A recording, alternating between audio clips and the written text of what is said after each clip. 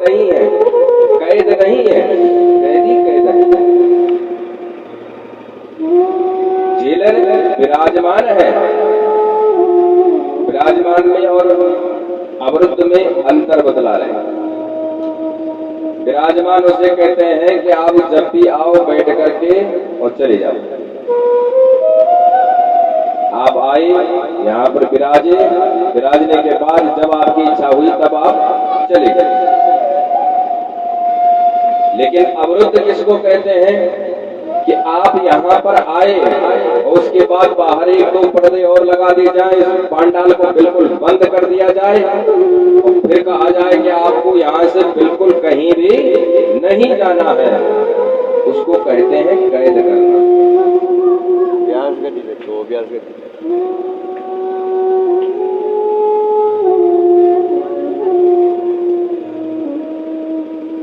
तो जीव के हृदय में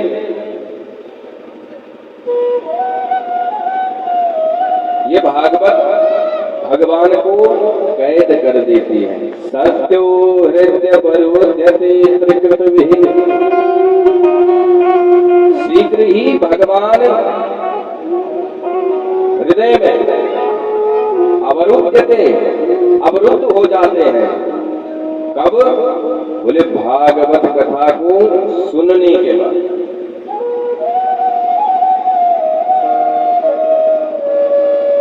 शुश्रूषुभि तत्क्षणात्,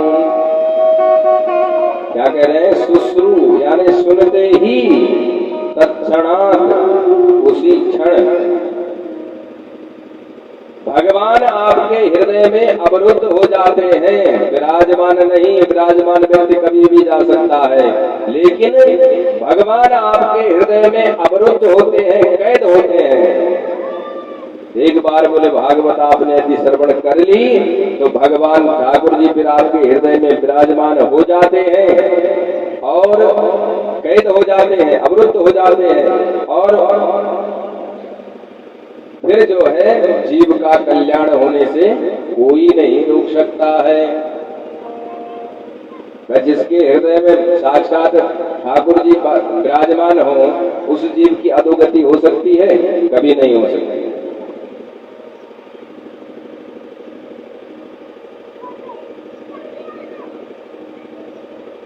तो श्री वेदव्यासी कहते हैं कि भागवत कथा को श्रवण करते ही भगवान आपके हृदय में अवरुद्ध हो जाते हैं। अब तीसरे श्लोक में जो है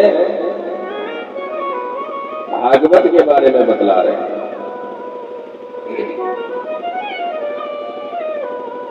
किन्निगम कल्पतरोर्गलितं फलम् शुकमुखादमृतद्रवसंयुतम्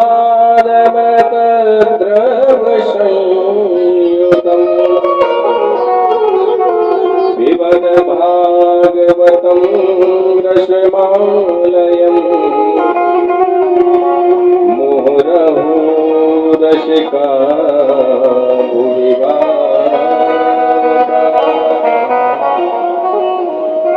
पहले श्लोक में सत्य की वंदना, दूसरे श्लोक में अनुबंध चतुष्टय, अधिकारी च संबंध विषय च प्रयोजनम।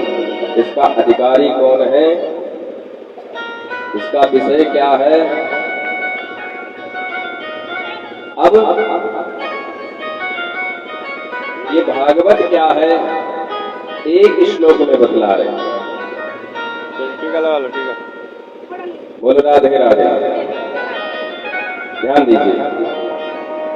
निगम कल्पतरोर्गलितं फलम्, निगम कहते हैं वेद को, नितराम गमयति बोधयति सः निगमो वेदः।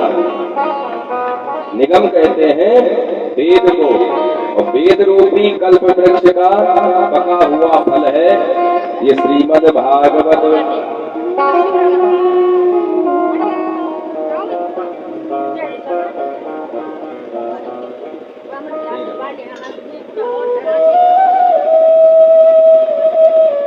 बोलो भक्तवत्सल भगवान की, वृंदावन बिहारी लाल की जय।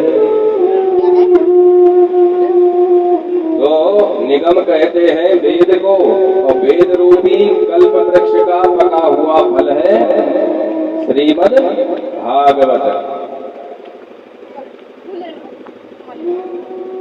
अब वेद रूपी वृक्ष का यदि पका हुआ ये फल है तो फल खट्टा है, मीठा है, कैसा है?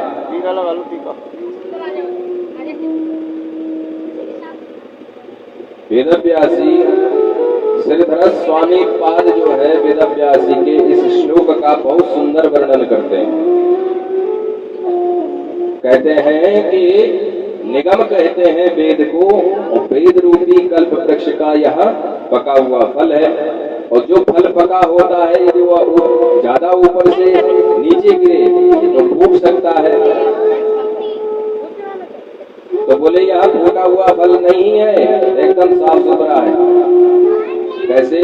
बोले शिष्य प्रशस्त शाखा पल्लव परंपरायः सने सने अखंडमेवावनतीर्ण उच्च निपातेन स्फुटितम्।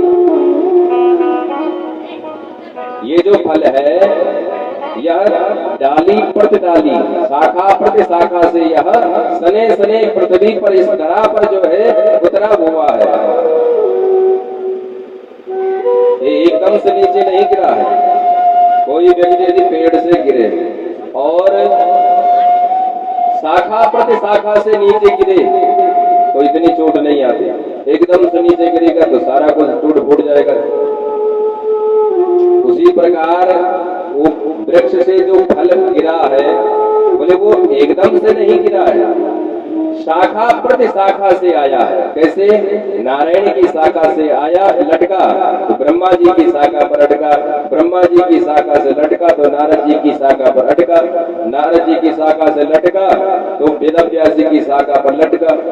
अब वेदव्यासी ने जो है श्री सुखदेव जी महाराज को माध्यम बना करके समस्त ऋषियों को यह भागवत संहिता प्रदान की। तो इस प्रकार से यह भागवत जो है इस धराधाम पर आई है।